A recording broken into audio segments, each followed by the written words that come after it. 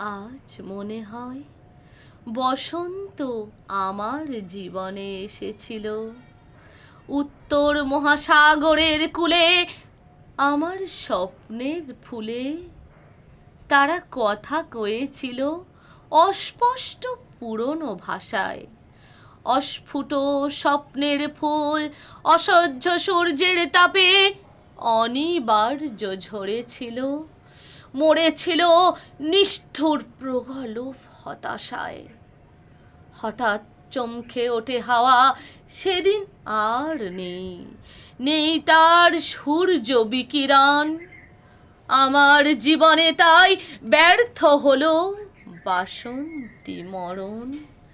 শুনিনি স্বপ্নের ডাক, থেকেছি আশ্চর্য নির্বাক।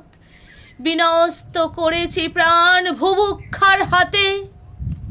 সহসা একদিন আমার দরজায় নেমে এলো নিঃশব্দে উড়ন্ত গৃধিণীরা।